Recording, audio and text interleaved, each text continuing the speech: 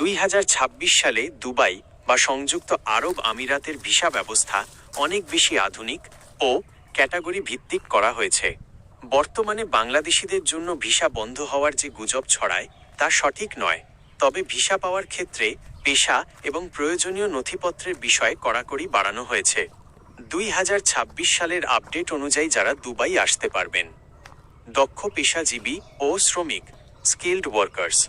সংযুক্ত আরব আমিরাত বর্তমানে সাধারণ লেবার বা অদক্ষ শ্রমিকের চেয়ে দক্ষ জনশক্তিকে প্রাধান্য দিচ্ছে।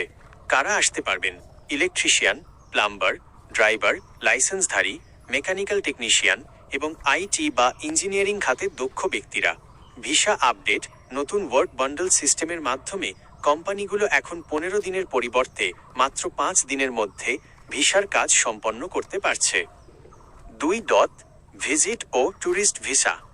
ভিজিট ভিসা: বাংলাদেশি পর্যটকদের জন্য ভিজিট ভিসা চালু আছে, তবে কিছু নতুন শর্ত যোগ করা হয়েছে।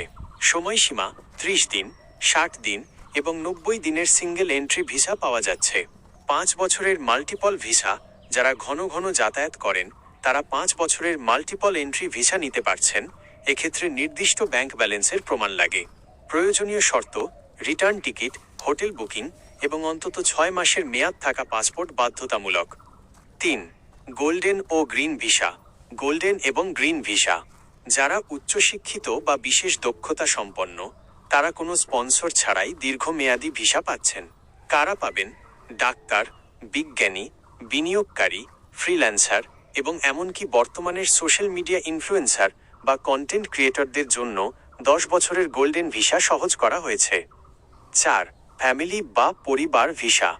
ফ্যামিলি ভিসা: আপনি যদি দুবাইয়ে কর্মরত থাকেন তবে এখন পরিবার আনা আগের চেয়ে সহজ। বেতন সীমা: আপনার বেতন ন্যূনতম 4000 দিরহাম হলে স্ত্রী ও সন্তানদের স্পন্সর করতে পারবেন। বয়স: ছেলেরা এখন 25 বছর বয়স পর্যন্ত বাবা মায়ের স্পন্সরশিপে থাকতে পারবে।